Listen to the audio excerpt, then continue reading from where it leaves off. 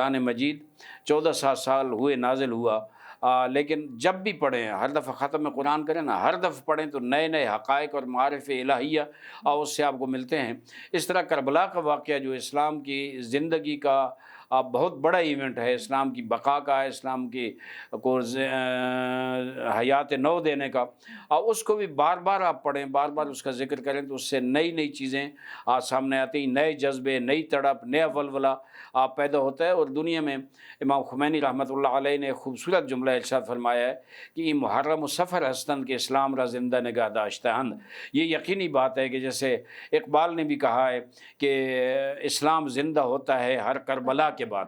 کربلا کا واقعہ ایسا ہے کہ اس کے بعد اسلام زندہ ہو گیا، یعنی ایک ایسا وقت آیا کہ نواز رسول نے یہ محسوس کیا کہ ملوکیت اس انداز میں چھا چکی ہے کہ حضور اکرم کی تعلیمات، سیرت طیبہ، اسلام کے جو بنیادی اصول ہیں ان کو روند رہے ہیں اپنے نجس قدموں سے۔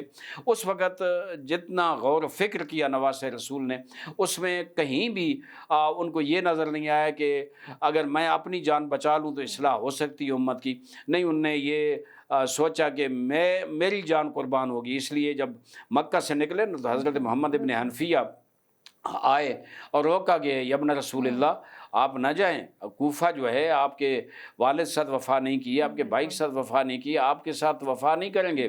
اور انہوں نے فرمایا ان اللہ شاء یرانی قتیلا، بہت بڑا جملہ تھا کہ اللہ کا دین خطرے میں ہے۔ اللہ کے دین کی جڑیں جو ہے اس ملوکیت نے، یزیدیت نے وہ کھوکھلی کرنے کی کوششیں کر رہے ہیں، وہ تب بچ سکتا ہے جب میں اپنی قربانی دوں۔ تو پھر جناب محمد ابن حنفیہ نے کہا کہ ٹھیک ہے آپ اپنی قربانی دیں تو اپنی بہنوں کو اور بچوں کو ساتھ نہ لے جائیں۔ انہوں نے کہا کہ ان اللہ شاء یراہن سبایا، اللہ کی مشیت یہ ہے، دین الہی تب بچ سکتا ہے جب علی کی بیٹیاں اور ان کی نواسیاں، پوتیاں وہ جو ہے وہ قربانی دے اور وہ اسلام کی زندگی کا سبب بنے۔ تو میرے خیال میں یہ واقعہ تاریخ کا دردناک ترین واقعہ ہے، لیکن ہم یہ سمجھتے ہیں کہ امت مسلمہ اگر غور کرے تو اسلام کی بقا، اسلام کی سربلندی، اسلام کے احیاء کا سبب بن گیا یہ واقعہ۔ حتیٰ اقبال کیا خوبصورت فارسی میں وہ اشعار ہیں، میں آپ خدمت میں عرض کروں گا کہ اس میں ارشاد فرماتے ہیں امام حسین کے بارے میں کہ بر زمین کربلا بارید و رفت، لال در ویرانہ ہا کارید و رفت۔ بہت غور طلب جملہ ہے۔ بر زمین کربلا بارید و رفت، لال در ویرانہ ہا کارید و رفت، تا قیامت قطع استبداد کر، موج خون وہ چمن ایجاد کر۔ کتنا خوبصورت جملہ ہے کہ کربلا کی سرزمین پہ نواز رسول آئے، اس پہ برسے کس طرح؟ کوئی پانی تو نہیں برسایا۔ اور یہ جو حدیث ہے نا حضور اکرم کی، ان الحسین مصباح الہدیٰ و سفینۃ النجات، آگے ہدایت کے چراغ ہے اور نجات کی کشتی ہے۔ حسین کشتی ہیں، جیسے نوح کی کشتی چلی تھی اور بہت سو کو نجات دی تھی، حسین کی کشتی بھی چلی ہے لیکن کربلا میں چلی ہے۔ نوح کی کشتی پانی میں چلی تھی، حسین کی یہ کشتی کربلا کی گرم ریت پہ شہیدوں کے خون میں چلی ہے، اور اس کشتی نے انسانیت کو بچا لیا۔ کیا خوبصورت کہتے ہیں کہ امام حسین کربلا میں برسے اور چلے گئے، لال در ویرانہ کارید و رفت، کربلا میں پھول کاشت کیے۔ کیا خوبصورت پھول ہیں، حسین خود ایک پھول ہے۔ جناب عباس مولا علی کے بہادر بیٹے اور وفا کی نشانی، وہ ایک خوبصورت پھول ہے۔ علی اکبر جیسا کڑی الجوان ایک پھول ہے۔ جناب قاسم جیسے وہ پھولوں کی کلیاں کس طرح بکھری، وہ ایک پھول ہے، وہ وہاں کاشت کیے۔ اور جناب علی اصغر 6 ماہ کے کس طرح برداشت کیا علی اصغر کی ماں نے وہاں، لیکن وہاں ہی زمین میں گڑھا کھود کے جناب علی اکبر کو کس طرح، جناب علی اصغر کو کس طرح مولا حسین نے دفن کیا ہوگا، وہاں لال در ویرانہ کارید و رفت۔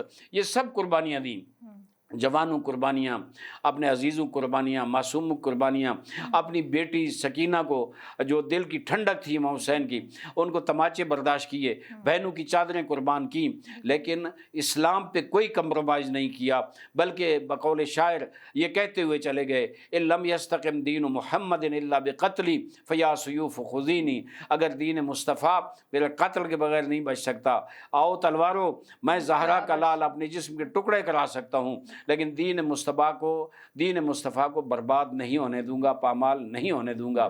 لیکن یہ سب قربانیاں، اس کا نتیجہ اقبال رحمۃ اللہ علیہ ارشاد فرماتے ہیں، تا قیامت قطع استبداد کر۔ کیا خوبصورت ہے، تا قیامت قطع استبداد کر، قیامت تک ظلم و ستم کا خاتمہ کر دیا۔ کوئی ظالم آئے گا، کوئی طاغوت آئے گا، کوئی جابر آئے گا، کوئی قاتل اور درندہ اور دہشت گرد آئے گا دنیا میں، تو اس کے مقابلے میں جو لوگ کھڑے ہوں گے، جو حریت کا نعرہ لگائیں گے، جو آزادی و استقلال کا علم اٹھائے ہوئے ہوں گے، وہ امام حسین کو رول ماڈل سمجھ کر ان کا نام لے رہے ہوں گے اور کہیں گے یا حسین، ہم اس ظالم و جابر کے مقابلے میں تیرے شعار کو، تیرے نعرے کو، تیری قربانی کو لے کر کھڑے ہیں، اور ہم اسی طرح قربانیاں دینے کے لیے تیار ہیں۔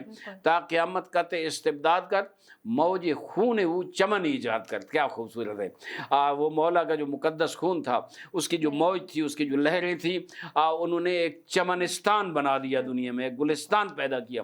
تو میں سمجھتا ہوں کہ وہ گلستان، وہ چمنستان جو ہے، وہ ہمیشہ نئے سے نئے خوبصورت پھول پیدا کرتا ہے، اس پھولوں کی خوشبو پوری دنیا میں جاتی ہے، جس سے اسلام کی بقا ہے۔ آج اگر اسلام دنیا میں پھیلا ہوا ہے، آپ امریکہ میں جائیں، آپ یورپ میں جائیں، آپ کسی دنیا کے بر اعظم میں چلے جائیں، ہر جگہ اشہد اللہ الہ الا اللہ، اشہد ان محمد رسول اللہ کی صدائیں گونج رہی ہیں۔